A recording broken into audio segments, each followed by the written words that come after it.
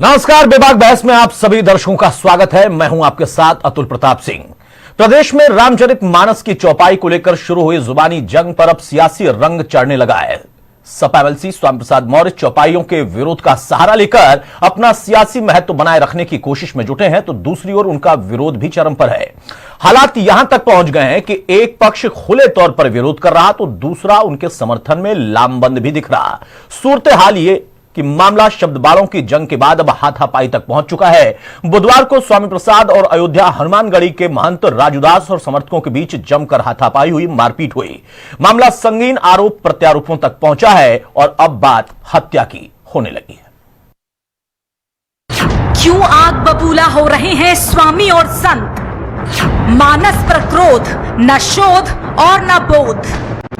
स्वामी प्रसाद मौर्य का सरकार पर आरोप, हत्या की मौन स्वीकृति, नहीं अपराध बोध।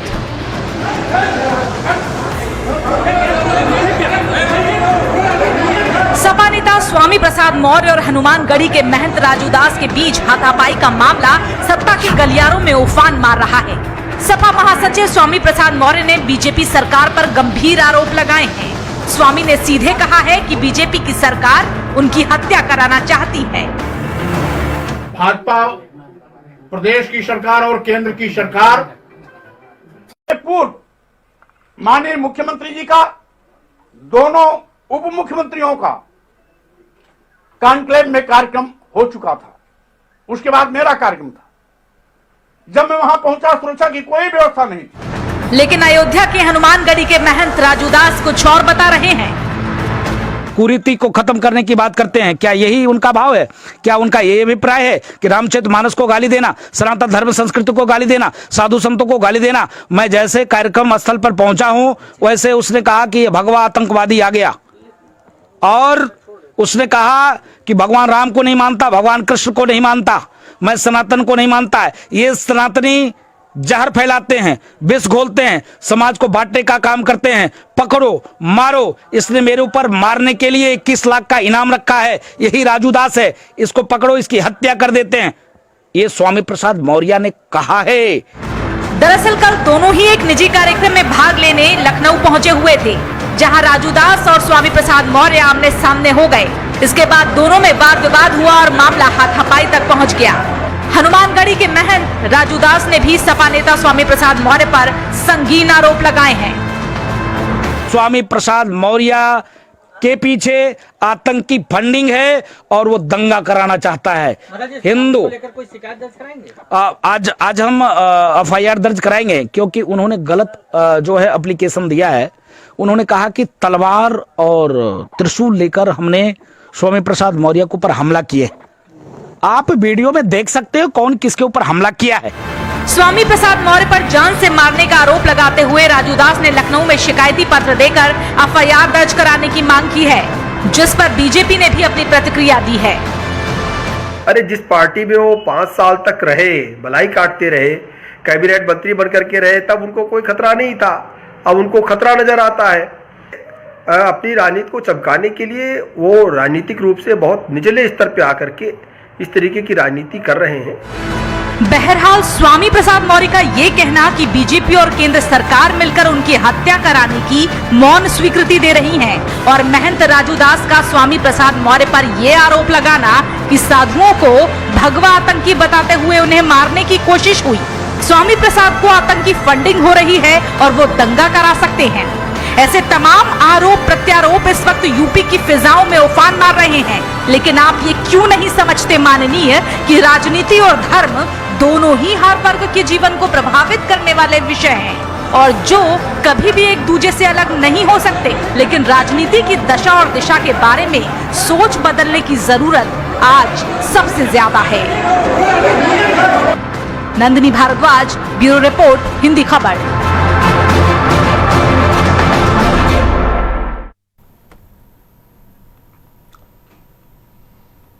बहरहाल अब सवाल इस बात का है कि क्या वाकई बीजेपी स्वामी प्रसाद मौर्य पर हमला करा रही है और उसकी तैयारी कर रही है? महंत के स्वामी पर आतंकी फंडिंग के आरोपों में कितना दम है, कितना आधार है?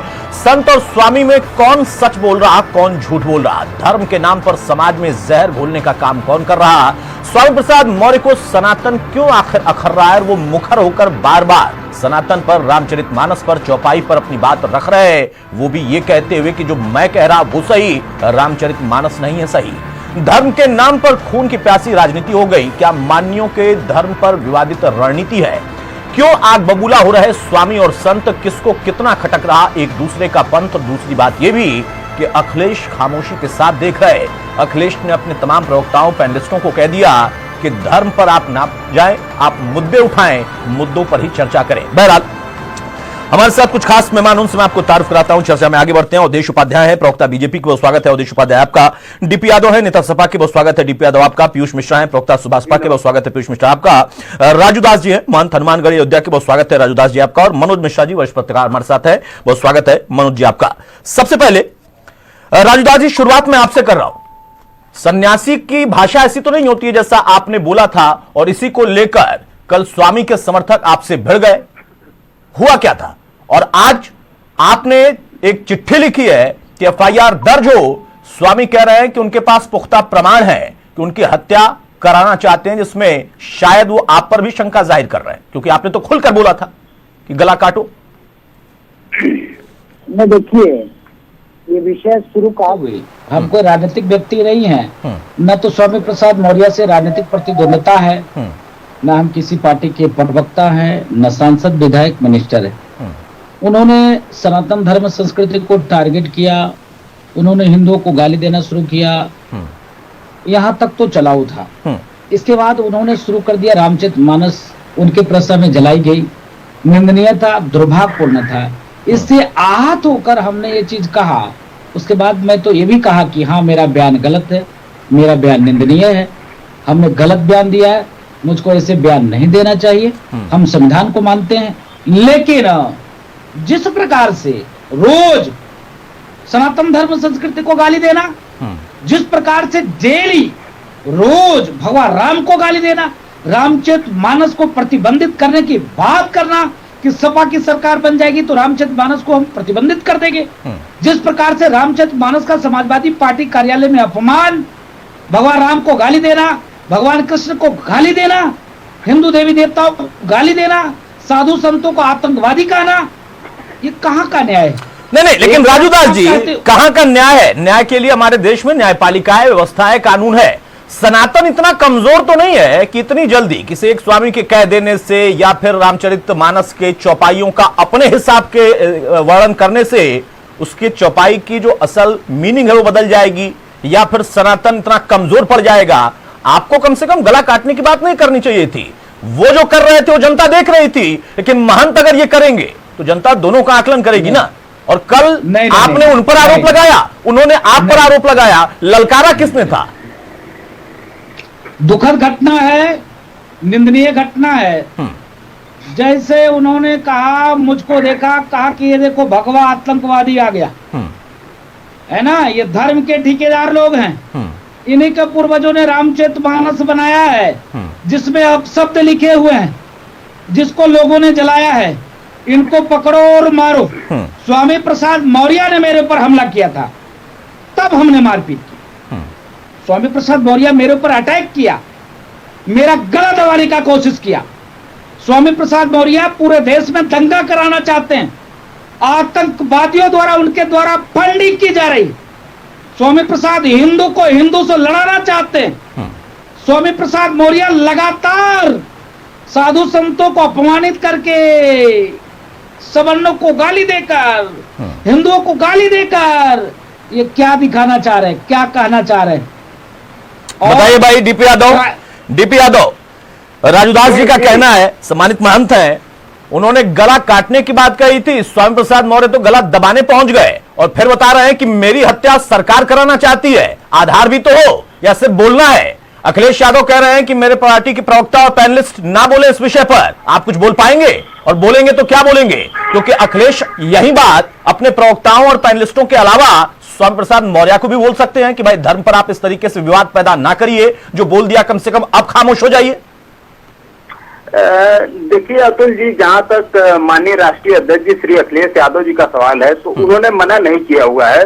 ठीक है, आप अपनी बात तार्किक रखिए, तथ्यपूर्ण रखिए, अच्छे तरीके से रखिए, प्रभावशाली तरीके से रखिए, जिससे लोग सुने। उन्होंने ये कहा है कि आज देश में, प्रदेश में बेरोजगारी चरम पर है, महंगाई चरम पर फिर है। आगे बेरोजगारी पर, बेरोजगारी के लिए स्वामी प्रसाद मौर्य को नहीं बोल सकते हैं डीपी यादव? नहीं, मेरा सवाल यह है कि आप बेरोजगारी पर बोलिए, बिल्कुल बोलिए, आप महंगाई पर बोलिए, बिल्कुल बोलिए, लेकिन स्वामी प्रसाद मौर्य इन चीजों पर क्यों नहीं बोल रहे हैं? वो विवाद क्यों पैदा कर रहे हैं? मुद्दे कुछ और है, मुद्दा कुछ और बना रहे हैं। मैं आपकी बात पर ही आ रहा हूं। जब आपने प्रश्न पूछा, क्वेश्चन एराइज किया, तो चूंकि उसका जवाब देना जरूरी है ना, तो उन्होंने इन सारी बातों पर बोला। उन्होंने कहा कि लोहिया जी के सप्त क्रांति पर बोलिए, कहीं ना कहीं आप जयप्रकाश नारायण के संपूर्ण क्रांति पर बात करिए। तो उन सारी बातों को आप प्रभावशाली तरीके से लोगों के बीच रखिए, अपनी बातों को कहिए, जिससे पार्टी का पक्ष मजबूत हो। अब मैं आता हूं आदरणीय राजू जी के बयान पर। देखिए, इन्होंने कहा कि स्वामी प्रसाद मौर्य ने हिंदुओं को गाली दिया। स्वामी प्रसाद मौर्य ने हिंदुओं को गाली नहीं दिया। स्वामी प्रसाद मौर्य अगर किसी बात से असहमत है तो उन्होंने अपनी बात को रखा, और ये तो हमारा संविधान भी कहता है और हमारा सनातन भी कहता है कि सारी बातों को, सबकी बातों को सुनना चाहिए। और आदिकाल से ये चला आ रहा है। संत रैदास की अगर मैं चौपाइयां यहाँ पढ़ने लगूं, जिनकी जयंती अभी भारतीय जनता पार्टी के लोग मना रहे थे, तो कहीं ना कहीं बहुत लोगों को आपत्ति होगी।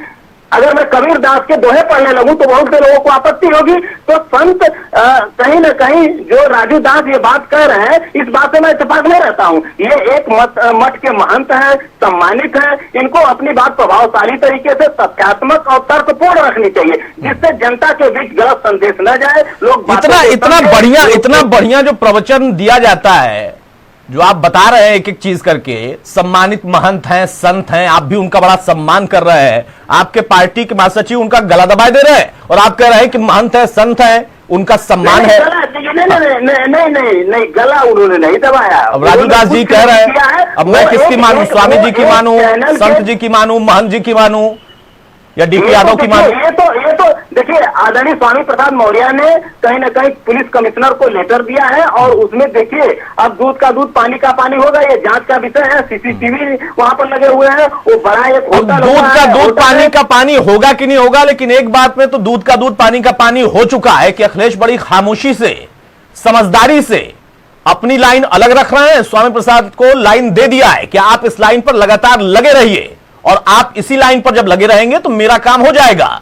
जब तक चुनाव आएगा, स्वामी प्रसाद को उन्होंने खुली छूट दे रखी है, आप लोगों को बाध्य कर दिया है कि आप लोग मुद्दे पर आइए। अरे मुद्दे पर आइए ना, घेरिए सरकार को, पूछिए महंगाई को लेकर, समिट को लेकर, निवेश को लेकर, बेरोजगारी को लेकर। यहां पर टीवी डिबेट में आकर बताएंगे, और वहां पर रामचरितमानस की चौपाई का पोस्टर नया लगाएंगे। अब बता रहे हैं कि नहीं, दूसरा एक और जो चौपाई है उसमें भी गड़बड़ी है। ये सारी बातें आज पता चली है स्वामी प्रसाद मौर्य को, इसके पहले नहीं संज्ञान था, नहीं ज्ञान था। अवधेश उपाध्याय, डीपी यादव का कहना है कि सरकार के खिलाफ मुद्दे बहुत हैं और समाजवादी पार्टी मुद्दों की राजनीति करती है। स्वामी प्रसाद मौर्य भी खुलकर बोल रहे, लेकिन पार्टी उनकी खामोश है। आपकी पार्टी भी खामोशी है, वो भी बहुत ज्यादा रिएक्ट नहीं कर रही है इस पर। आप भी चाह रहे हैं क्या जरा पकने दो? देखिए अतुल जी, जिस प्रकार से मैंने सुना इनको, डीपी यादव जी को, सपा के प्रवक्ता हैं, इन्होंने एक बात कही, आपने ध्यान दिया होगा, संविधान की बात कर रहे थे। तो भैया इनका जो संविधान है, या जो जिसको ये मानते हैं, जिस संविधान को ये मानते हैं, क्या उसमें ये लिखा हुआ है कि आप हिंदुओं का अपमान करें, हिंदुत्व का अपमान करें, हिंदू आस्था को ठेस पहुंचाएं? क्या ये लिखा है सपा के संविधान में? नहीं, क्या लिखा है आपके संविधान में?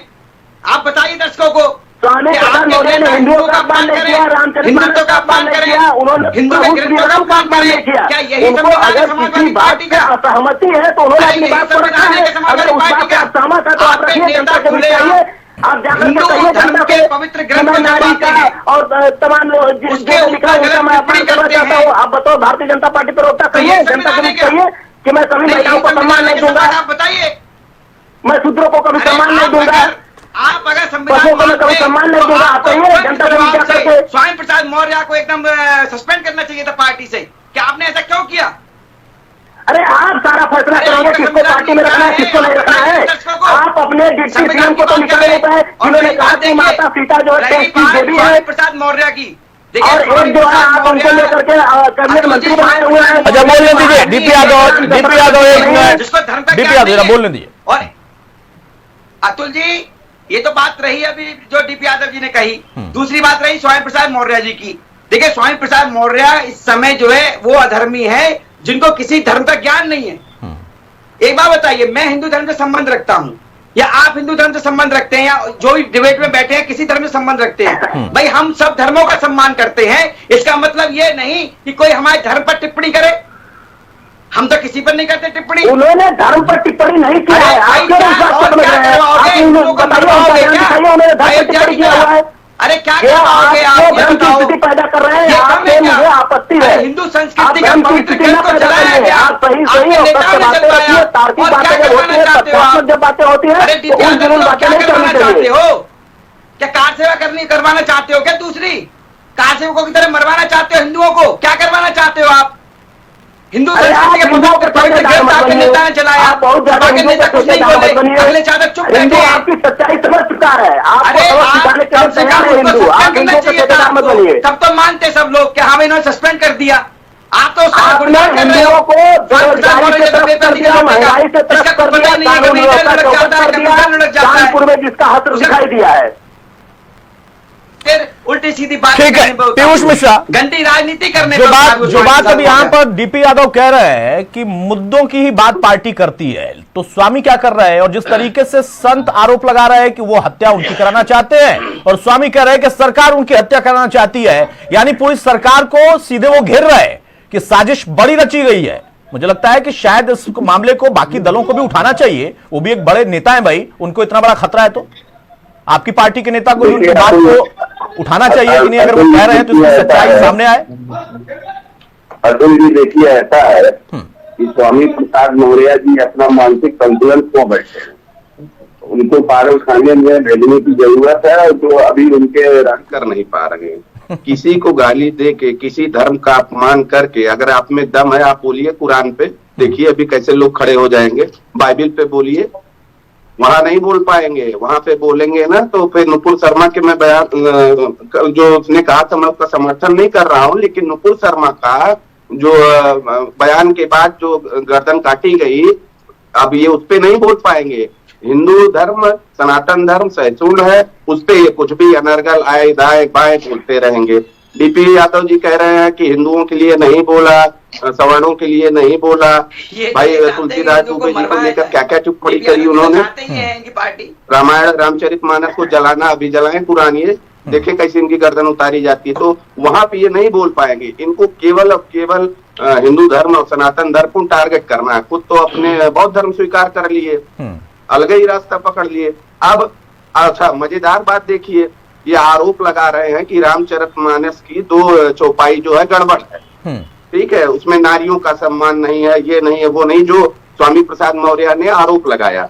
4 बार बहन जी के सरकार में कैबिनेट मंत्री थे, तब कितना नारी का सम्मान किए आप? काहे भूल गए थे? सरकार में थे, पावर में थे ना, तब क्यों नहीं बैन करा लिए? उसके बाद रामम शरणम गच्छामि, चले गए भाजपा में, अपनी बेटी को बना लिया सांसद, अपने बन गए मंत्री और मलाई खाते रहे, तब क्यों नहीं बोले जब भाजपा में थे? तो उनका मानसिक संतुलन जो है एकदम से बिगड़ चुका है। उनको और इसमें 100% सहमति सपा के राष्ट्रीय अध्यक्ष अखिलेश यादव जी की है। और ये बार बार ये ऐसा कह के अब कह रहे हैं कि हमें महंगाई पे, बेरोजगारी पे बोलने के लिए कहा जाता है। स्वामी प्रसाद मौर्य क्या रामचरितमानस पे बोलकर महंगाई और बेरोजगारी की बात कर रहे हैं? तो ये सबको समझ में आता है। और जहां तक रही कल की बात, कल की जो बात हुई है, मैं तो था ही वहां पे। सबसे पहले तो गाली देना तो स्वामी प्रसाद मौर्य के समर्थकों और खुद ने उन्होंने शुरू किया, निकलवा ले सीसीटीवी फुटेज। अब किसको बेवकूफ बना रहे हैं? ताज होटल में कौन नहीं जानता है कि कैसे चेकिंग होने के बाद एंट्री होती है। आरोप लगाया लेटर में भाला त्रिशूल लेके कोई घुस जाए, सलाह लेके घुस जाए, कोई नहीं जा सकता है। मेटल डिटेक्टर सब कुछ रहते हैं, क्योंकि होटल परमाइसेस के अंदर होटल की जिम्मेदारी होती है सुरक्षा देना लोगों को। तो वो केवल भ्रमित कर रहे हैं और लोगों को मूर्ख बना रहे हैं। अच्छा, और मजेदार बात कि जिस प्रकार से इनको नारी की सुरक्षा सम्मान की बात उस चौपाई से खटक रही है, इन्होंने जो लेटर लिखा उसमें एक नारी के लिए उन्होंने क्या क्या लिख दिया, न्यूज एंकर को ही पार्टी बना डाला। बताइए, ये मानसिकता है, तो उनका दिमाग जो है पूर्ण रूप से काम करना बंद कर दिया है। उनको किसी पागल खाने की जाने की जरूरत है। मनोज मिश्रा जी, अब सवाल इस बात का है कि जो राजनीतिक संतुलन बनाने की कोशिश की जा रही है, अपने मैदान पर अपने हिसाब से पिच बना ये तैयार हो रही है, वहां पर स्वामी और संत दोनों जब हत्या की बात करने लगे कि नहीं भाई मेरी हत्या करा देंगे, एक दूसरे पर आरोप लगाने लगे, और पार्टी के लीडरान जिन पर जिम्मेदारी है कि वो स्पष्ट करें कि भाई असल में अगर कुछ हुआ है तो हम उसके लिए संदेश दे रहे हैं कि नहीं होना चाहिए, वो आ क्यों नहीं रहा? खामोशी हर तरफ दिख रही है पार्टी के जो बड़े लीडर है उनकी तरफ से। अतुल भाई, दरअसल आपको हमको याद होगा कि जब जरूरत पड़ती है और राजनीतिक फायदे उठाने होते हैं तो भगवान परशुराम से मंदिर लगाने के बाद, उनकी मूर्ति लाने के बाद, उन पे सभाएं करने के बाद ये पार्टियां करती हैं। दूसरी तरफ रामचरितमानस से लगातार पिछले काफी दिनों से जिस रही है टिप्पणी, और टिप्पणी रुकी नहीं है, बल्कि एक कदम, 2 कदम, 4 कदम बढ़ती रही, जो बढ़ती रही लगातार। ये जो वीर पुरुष माननीय स्वामी प्रसाद मौर्य जी हैं, खिसकती जमीन चुनाव हारने के बाद, अखिलेश की महती कृपा पर विधान परिषद से यहाँ तक पहुंचने के बाद, अच्छा यही स्थिति की अगर हम पुराने समय में जाके देख लें तो ऐसा नहीं था कि बयान वीर ये पहले नहीं दिए, ये बसपा में भी थे। और अगर इतनी समस्याएं थी, जैसे अभी डीपी भाई कह रहे थे, डीपी भाई हमारे छोटे भाई हैं, डीपी भाई बात बताइए, रामचरितमानस को बोलते हैं, तुलसीदास को बोलते हैं, धर्माचार्यों को बोलते हैं, और उसके बाद सारे कदम बढ़ा लेते हैं, फिर कहते साहब हिंदू धर्म पे बात नहीं करते हैं। अरे भाई, हिंदू धर्म पर क्या ये लोग उससे बाहर हैं? रामचरितमानस उससे बाहर है? चलिए, दूसरी बात एक बात कह रहे थे कि गंगा गए तो गंगा राम, जमुना गए जमुना दास। और अतुल भाई, मैं ये बात इसलिए कह रहा हूँ आपसे कि राजनीतिक त्वरित फायदे के लिए और लगातार दल बदल करके अपने अस्तित्व को ढूंढते रहना, इस स्तर तक गिरेगी कभी कभी सच में बड़ी शर्म आती है, लिखने में भी, पढ़ने में भी और बोलने में भी। और इनके जो आका हैं, वो चाहे उस पार्टी के राष्ट्रीय अध्यक्ष हो या अन्य पार्टी के, ये भी इस बात को नहीं सोचते हैं। कम से कम उनको जवाब तो देना चाहिए। सामने व्यक्तिगत टिप्पणी, व्यक्तिगत बयान कहकर जिस तरीके से लगातार पार्टियां पल्ला झाड़ती हैं, और तो भाई बीच में आप सवाल था बहुत मजेदार और बहुत अच्छी बात है, बल्कि वो बड़ी खबर है कि चुनाव का समय है, 2024 की इंतजार है।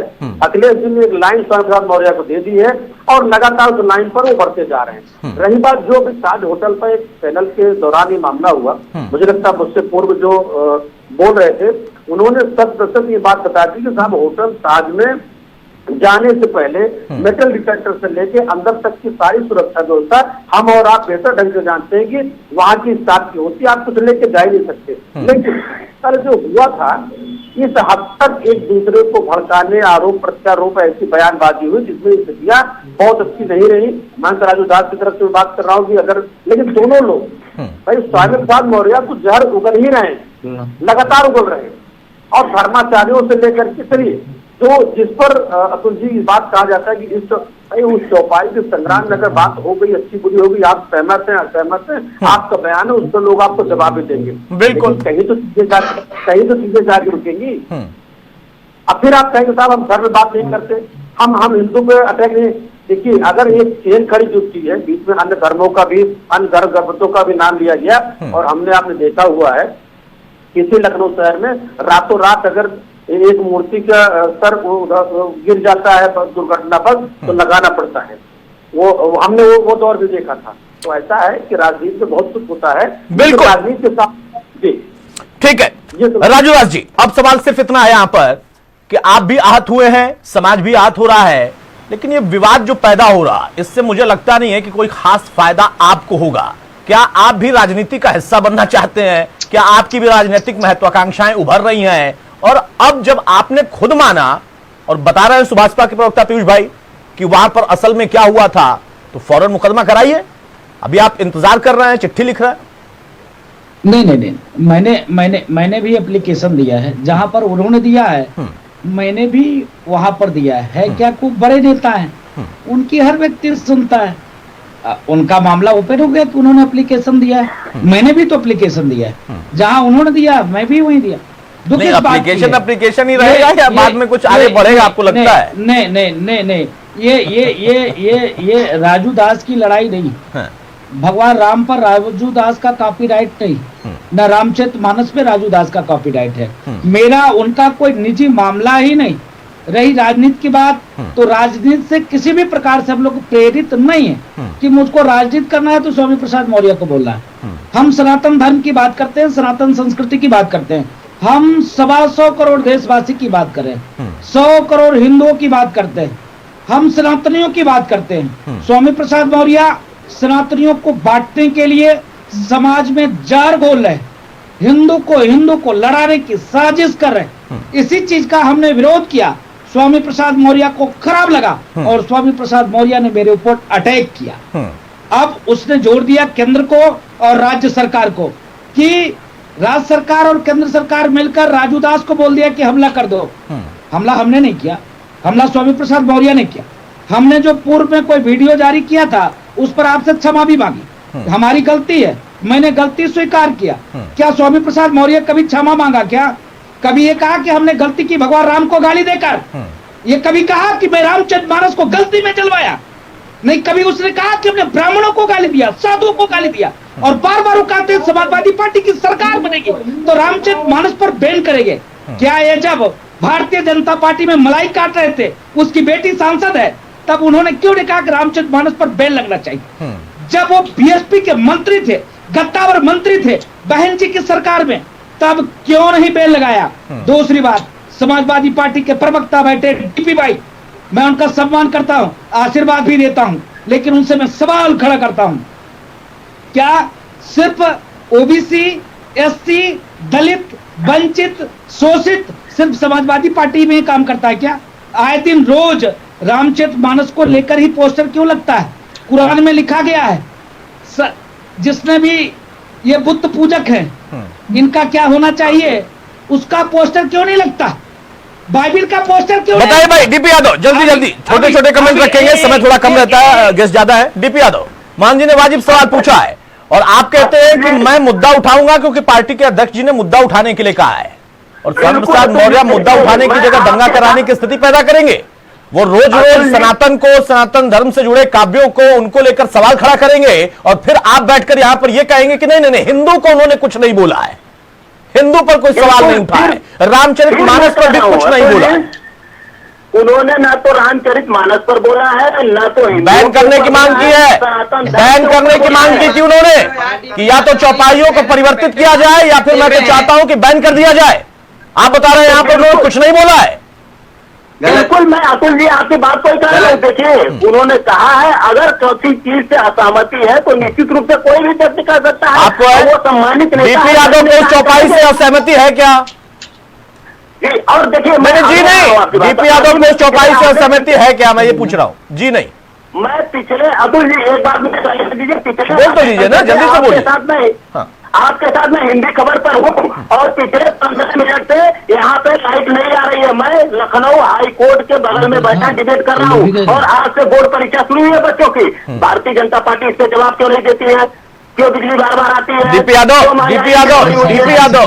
बिजली का मुद्दा आप उठाइए, वहां से अपना वीडियो भेजिए, मैं उस खबर को भी चलाऊंगा, बिल्कुल चलाऊंगा। और मुझे यह भी पता है कि समाजवादी पार्टी के दौर में कितनी बिजली और कहां कहां आती थी। तो बिजली पर अभी फिलहाल तो मत जाइए, जरा लौट कर रामचरितमानस पर आइए, स्वामी और संत की लड़ाई पर आइए, हत्या होने वाली है स्वामी की, वो कह रहे हैं, उसको जरा मुद्दा बनाइए। आपके बड़े नेता है भाई, आपसे छिन जाएंगे। मुझे बताइए रामचरितमानस की उस चौपाई पर डीपी यादव को आपत्ति है या नहीं है? सीधी बात, हाँ या ना? उनका निजी बयान है, पार्टी ने इसको कहा है कि अरे डीपी यादव उनकी असहमति है। गुहाना में हरियाणा के गुहाना, सुनिए डीपी यादव, हरियाणा के गुहाना में ना एक बड़ी जलेबी बनाई जाती है, लेकिन उसका भी साइज होता है, वो भी कड़ाही में ही बनती है, उसका साइज होता है। जो आपकी जलेबी है ना, वो न जाने कहां घूम कर फिर आ गई कि वो उनका निजी बयान था। अगर महिलाओं का बोलिए ना कि रामचरितमानस की चौपाई में आपको गलत लगता है, मैं मान लूंगा। अगर अपमान किया गया है, कहां अपमान कर, यही तो मैं पूछ रहा हूं। डीपी यादव का भी मानना है कि अपमान किया गया है? बिल्कुल, अगर अपमान किया गया है। अगर नहीं, अगर और मगर नहीं, चाची को मूछें होंगी और चाचा कहूंगा वो नहीं, कहीं अपमान किया गया या नहीं किया गया है? सीधी बात। देखिए, फिर देखिए, जलेबी मत तलिए भाई, फिर देखिए, उन्होंने उस बात को उठाया है तो आखिर उठाया, तो यही तो मैं कह रहा हूं, उन्होंने उस बात को उठाया है तो आपके जो नेता हैं, आपके राष्ट्रीय अध्यक्ष हैं, वो भी तो बात को उठाते ना कि हाँ भाई जी, हम भी कह रहे हैं कि हाँ, इस पर चर्चा होनी चाहिए, तो क्लियर हो जाता। बहुत जल्दी से अवधेश उपाध्याय काउंटर डीपी यादव, और आपसे भी सवाल है अवधेश उपाध्याय, आपसे भी मेरा सवाल है, आपकी पार्टी में उनकी बेटी सांसद बनी बैठी है, वो इस पर क्या कहती है? स्वामी प्रसाद मौर्य की हत्या होने वाली है, उनकी बेटी आपके पार्टी में है, वो सांसद है, भाई आप लोगों की जिम्मेदारी है। सारे अवधेश उपाध्याय सिद्धांतों में, सारे विचारों में विश्वास रखते हैं। मैं बोल रहा हूँ, तो थोड़ा शांत करिए। बोलिए जाति की पार्टी राजूदास जी एक मिनट, राजूदास जी एक मिनट, कि वो कुछ नहीं कहेंगे इस बारे में, स्वामी प्रसाद के मौर्य के बारे में। अब इससे ये सिद्ध होता है कि समाजवादी पार्टी का पूरा साथ जो है, पीछे हाथ है स्वामी प्रसाद मौर्य के, और इसीलिए अखिलेश यादव में कोई बयान नहीं आया है। इनका मतलब यही है कि हिंदुओं का अपमान करो, हिंदुत्व का अपमान करो, हिंदू ग्रंथों को जलवाओ, और ये किसी न किसी तरह से देश में माहौल खराब करने की साजिश रच रही है पूरी तरह से। जिस तरह से आप देखिए, पीछे पहले रामचरितमानस को जलवाया गया, ठीक है, उसके बाद अभी कल जो है हमारे संत बैठे राजू जी, उन पर हमला किया गया, और खुद कहते हैं कि मुझ पर हमला किया गया, झूठ बोल रहे हैं लोगों के सामने। फिर कहते हैं, जब बात उनकी बिगड़ जाती है, कि फिर कहते हैं कि महिलाओं का शोषण हो रहा है, दलितों का शोषण हो रहा है। अरे भाई स्वामी प्रसाद मौर्य जी, आप पिछले कई वर्षों से आप सत्ता में हैं, अच्छे पदों पर रहे हैं, आपने कितने दलितों का भला किया, आपने कितने आदिवासियों को घर दिलवाए, आपने कितनी महिलाओं को गैस चूल्हे दिए, बताएगा कोई? केवल हक मारने के अलावा कोई दूसरा काम स्वामी प्रसाद मौर्य उनकी पार्टी अवधेश भाई, उत्तर प्रदेश तो सरकार तो आपकी है ना, स्वामी प्रसाद मौर्य झूठ बोल रहे हैं कि होटल में ये हुआ, सरकार आपकी है, उसके अंडर में पुलिस आती है, पुलिस को तुरंत वीडियो जारी करना चाहिए था, निकलवा के तुरंत बाहर आ जाता वीडियो, पता चल जाता कि क्या क्या हुआ, एक एक चीज आप बता देते। हत्या कराने की साजिश का आरोप आप पर है भाई, वो कह रहे हैं, खुलकर कह रहे हैं कि सरकार मेरी हत्या कराना चाहती है, प्रूफ है उनके पास। ये साजिश वाजिश कुछ नहीं है, मैं बताऊं आपको, स्वामी प्रसाद मौर्य जैसे अधर्मी लोग नौटंकी करना जानते हैं, और वो नौटंकी की चल रही है। लेकिन अब जो है, जब तक बीजेपी में थे तब तक वो धर्मी थे, अब सत्ता में आ गए तो धर्मी हो गए। ये समझ में नहीं आता है मेरा, धर्म कितनी जल्दी आप लोगों का पार्टियों में बदलता है। जब तक आपकी पार्टी में थे तब तक धर्मी थे, अब आप उनको अधर्मी बता रहे हैं और वो आपको कुछ और बता रहे हैं। बहरहाल पीयूष मिश्रा, ये लड़ाई लंबी चलेगी मुझे लगता है, और जो साधु संतों का अपमान है, इस अपमान से एक नई विवाद की स्थिति पैदा करने की भरसक कोशिश की जा रही है। जल्दी से काउंटर। अतुल जी, देखिए ऐसा है कि रामचरितमानस एक ऐसा ग्रंथ है कि हर घर में पाठ होता होगा, हर घर में यह पाया जाता है। चूंकि मंदिर का विषय नहीं है, हर व्यक्तियों के हिंदू सनातन धर्म से जुड़ा हुआ आस्था का विषय है। और मुझे तो यह भी 100% मैं दावे के साथ बोल सकता हूँ कि डीपी यादव के घर में भी रामचरितमानस का पाठ होता होगा, पढ़ी जाती होगी। बात यह नहीं है, बात यह है कि आप अगड़ा बनाम पिछड़ा की लड़ाई करके आप क्या मैसेज करना चाह रहे हो। आपको चुनाव दिख रहा है 24 का कि हम पिछड़ा वोट इकट्ठा कर लेंगे इस हरकतों से। याद होगा 1974 में एक यादव जी विधायक हुआ करते थे, विधानसभा में उन्होंने रामायण फाड़ी थी। हसर क्या हुआ, 79 हारे, 81 हारे, सारे चुनाव हारते चले गए। आज तक उनके घर में कोई विधायक नहीं बन पाया। आप सब कुछ करिए, आपको दिक्कत है, आप दूसरे पार्टी के नेता को गरियाइए, अध्यक्ष को गरियाइए, प्रधानमंत्री को गरियाइए, राष्ट्रपति को गाली दीजिए, लेकिन आप अगर किसी धर्म के ग्रंथ को आप कहेंगे तो बाबा साहब के संविधान ने भी नहीं कहा है कि आप ऐसा करो। बाबा साहब का संविधान तो यही कहता है ना कि सब धर्म और उनके ग्रंथों का आप आदर करें, तो आप ऐसा क्यों कर रहे हैं? इसमें पूरा ना पूरा 100% सहमति अखिलेश यादव जी की है। जैसे जिस प्रकार से वो मैं बताया, जो रामायण फाड़े थे उनको रामायण फाड़ यादव भी बोला जाता था। उसी क्या हर्ष हुआ, क्या दुर्गति हुई, आज तक नहीं हो पाया। उनके घर में कोई विधायक बन पाया, न खुद बन पाए। वही हाल सपा का होने जा रहा है। 24 में देखिएगा ये कहाँ खड़े रहेंगे। जो मुद्दे हैं उस मुद्दों पे इनको बात करनी नहीं है। हमारे राष्ट्रीय अध्यक्ष माननीय ओम प्रकाश राजभर जी जब सत्ता में थे तब भी, जब विपक्ष में थे तब भी, सामाजिक न्याय समिति की रिपोर्ट लागू कराना, एक समान अनिवार्य फ्री शिक्षा लागू कराना, जब ये सब बात विधानसभा में कहते थे कि 7, 9 और 11 के अनुपात में पिछड़ों का जो आरक्षण है, चूंकि इनकी सरकार 4 बार रही है, कोर्ट भी कहा 13 अक्टूबर 2013 को इलाहाबाद हाई कोर्ट ने भी कहा था कि सबसे ज्यादा आरक्षण का लाभ 3 जातियों को मिला, जिसमें से यादव जाट और एक जाति और थी। आप सबको लागू करके आप सबको आरक्षण दीजिए। ठीक है, इनको ठीक बात है, नहीं ठीक करनी है, है, इन्होंने आप ठीक हिस्सा है। लूट लिया है। मनोज मिश्रा इस जी, बात को हमारे मनोज मिश्रा जी, माननीय ओम प्रकाश जब जिस वक्त हम राजनीति चर्चा कहते कर रहे हैं तो उसी इनको वक्त में कबीरा कभी फिल्म खबर आ रही जाता है, एक मिनट, ठीक है, हो गया मनोज मिश्रा जी, जिस वक्त हम चर्चा कर रहे हैं उसी वक्त में खबर आ रही है कि श्रीमती रोली तिवारी मिश्रा और सुश्री ऋचा सिंह को समाजवादी पार्टी से निष्कासित कर दिया गया। अब कारण क्या था मैं जरा पता करूंगा बाहर निकलकर स्टूडियो से, लेकिन अब इसी से जोड़कर सवाल पूछता हूं कि स्वामी प्रसाद मौर्य उनको, एक मिनट, हो गया पीयूष भाई, हो गया पीयूष भाई, हाँ ब्राह्मणों के खिलाफ है, ठीक है मनोज मिश्रा जी, अरे भाई हो गया, ऑडियो कम करिए इनका। हाँ मनोज मिश्रा जी, मेरा सवाल सिर्फ इतना है कि अब बात गले से नीचे नहीं उतरती है कि स्वामी प्रसाद मौर्य बोलते रहेंगे, लगातार बोलते रहेंगे, और तय हो गया, ये तो क्लियर हो गया है कि वो बोलते रहेंगे जब तक चुनाव आ न जाए, ये मुद्दा पूरा पक न जाए। अखिलेश को लगता है कि शायद ये वाला प्रयोग सफल हो जाएगा, 3-4 प्रयोग कर चुके हैं, बुरी तरह से असफल हुए। असल भाई मुझे लगता है कि सवाल बिल्कुल लाजमी है, लेकिन थोड़ा मैं समय लूंगा कि 89-90 के बाद उत्तर प्रदेश में कांग्रेस का पतन जाना और बाकी अन्य पार्टियों का ना इसमें मंडल कमंडल और जातियों और आरक्षण का बहुत बड़ा योगदान रहा है। ठीक है। और लगातार 20-22 वर्षों तक सरकारें अलग अलग क्षेत्रीय दलों की आती रही है, लेकिन 2014 के बाद जब देश की राजनीति में बदलाव आता है, उससे पहले या उस दौरान एक प्रयोग होता है, और उस प्रयोग को भारतीय जनता पार्टी ने 2019 को में लोकसभा चुनाव के बाद मंत्रिमंडल या 22 के पहले मंत्रिमंडल एक्सटेंशन में उन्होंने भी इस बात को बताने की कोशिश की है। पोस्टर बैनर और प्रधानमंत्री ने लोकसभा में ये बात कही कि हमने इस जाति इस वर्ग विशिष्ट के लोगों को मंत्री बनाया, या हमसे बड़ा ओबीसी या बैकवर्ड या बहुत यथा कथा करके बहुत सारी बातें मुझे लगता है आपको सबको पता है। ये जो बयान आया है और लगातार बयान पे कायम रहते हुए एक कदम आगे जाते हुए ये पुनः एक ट्रायल है कि दरअसल 12 फिर 17 फिर 19 फिर 22 लगातार जो क्षेत्रीय दल उत्तर प्रदेश की राजनीति में, चाहे मायावती हो या अखिलेश यादव हो, इनको अपनी जातियों के अपने उस वर्ग पर बहुत भरोसा था, लेकिन ये वर्ग लगातार भाजपा के साथ में रहा है और उससे सरकारें बनती रही है। अब जो 3-4 लगातार ट्रायल, इसमें चाहे राहुल अखिलेश गठबंधन, चाहे मायावती अखिलेश गठबंधन, इसके बावजूद भी कोई तथ्यमत स्थितियां नहीं हुई है।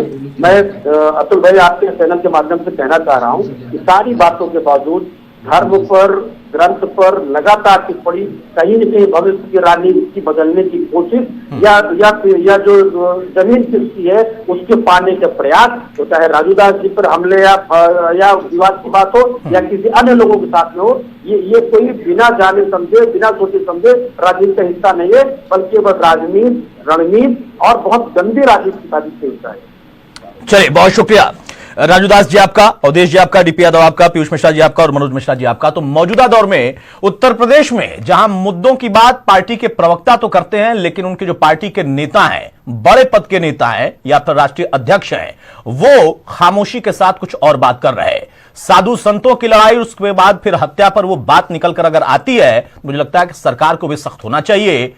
कई प्रकरण ऐसे हैं जिसमें सरकार इस वक्त घिरी हुई है, लेकिन बहुत सारे मुद्दे ऐसे हैं जो कि राजनीतिक तौर पर पार्टी को घेरने के लिए तैयार किए जा रहे हैं। नमस्कार।